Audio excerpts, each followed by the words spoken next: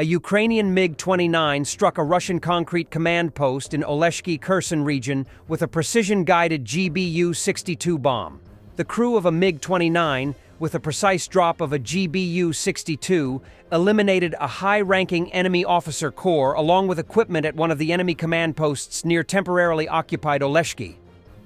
Recent footage showcases the Ukrainian Air Force intensifying its operations against Russian targets. These instances reflect Ukraine's strategic use of air power to target and degrade Russian military assets effectively.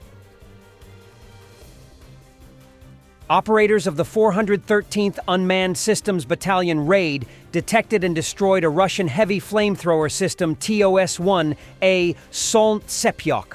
The TOS-1A Solntsepiok is a Russian heavy flamethrower system that fires thermobaric rockets, creating intense explosions that generate extreme heat and pressure. It is highly effective against fortified positions and enemy troops in open areas. Russians wanted to drive by and film how beautifully their equipment was burning, but they got hit themselves.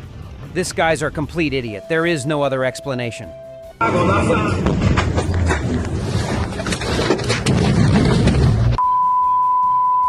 Ukraine's recent incursion into the Belgorod region east of Sumy has led to a windfall for Russian traffic police.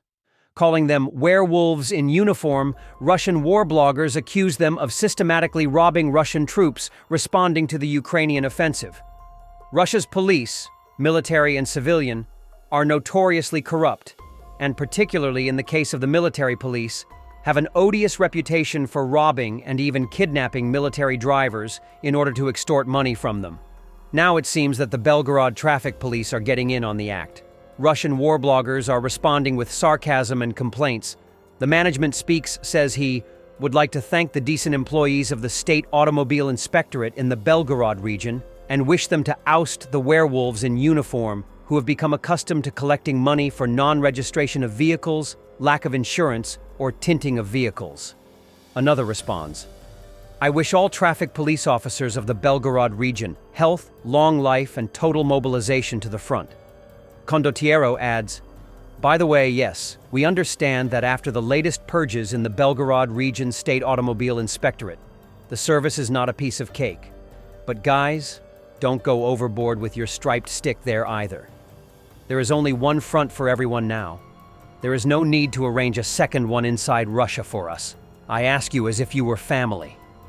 There's still a lot of other bodies in that pit, and if they reveal where Russell Bentley's remains are, a lot of other bodies will be found, and nobody wants that.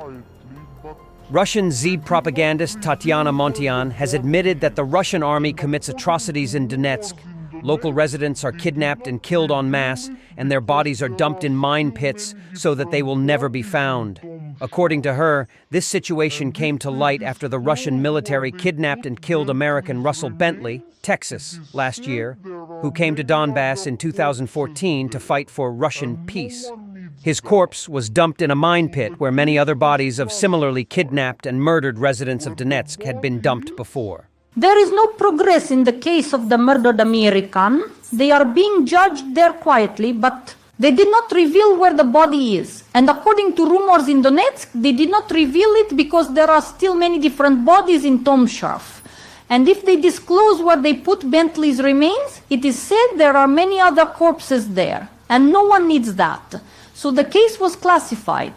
Where the body is, unknown. America is slowly slipping into Putin-style dictatorship and autocracy. President Trump not joking about the possibility of seeking a third term in the White House.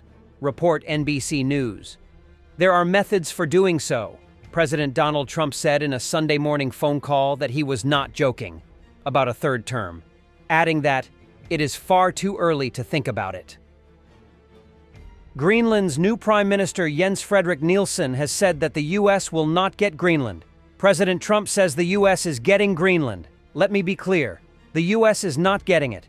We do not belong to anyone else. We determine our own future. We must not react with fear.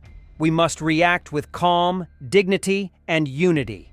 And it is through these values that we must clearly, distinctly, and calmly show the U.S. President that Greenland is ours. In 2024, as part of a broader campaign against Russian military facilities in Crimea, Ukraine launched an attack on the Crimean Bridge using U.S.-supplied long-range ATACMS missiles, the New York Times reported. The operation was part of a U.S. approach, following Ukraine's request for support in restoring its 1991 borders. The White House proposed a compromise, Operation Lunar Hail, which focused on striking key Russian military assets in Crimea to force Moscow to withdraw critical equipment from the region. Among hundreds of potential targets, Ukraine prioritized the Crimean Bridge, a key logistical route and a symbol of Russia's annexation. According to the New York Times, President Volodymyr Zelensky was obsessed with destroying it. Initially, Ukraine sought to expand the operation to include strikes on Russian aircraft carrying glide bombs and other targets deep inside Russian territory. However, U.S. military officials insisted that ATACMS missiles be used exclusively for lunar hail. American and British officers reportedly controlled almost every aspect of each strike, from target selection to coordinate calculations and flight path assessments. Previously, attacking the bridge had been considered a red line for Washington. In 2022, the Biden administration prohibited U.S. assistance in targeting it, even classifying approaches to the bridge from the Crimean side as Russian sovereign territory. However, in November 2024, then U.S. President Joe Biden authorized Ukraine to strike targets inside Russia with long-range American missiles. For lunar hail, the White House allowed U.S. military and intelligence agencies, with British support, to discreetly assist in planning the attack. The original plan called for ATACMS missiles to weaken the bridge's structure before Ukrainian naval drones detonated near its supports.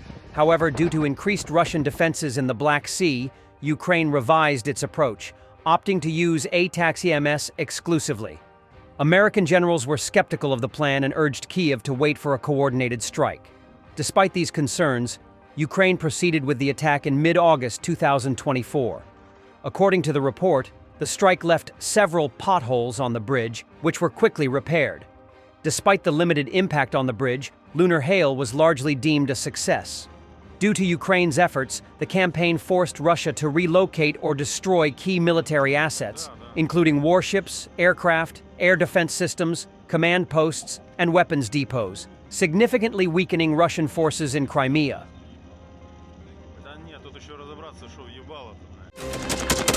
Thanks for watching, and don't forget to subscribe. Also, if you want to support Warthog Defense, please become our member and get early access to new videos, exclusive members-only videos, and become administrator in comment section. The membership link is in the description. Rescues every day. We had a guy last week at 6 rescues in 6 days. You know, he's doing the job every day.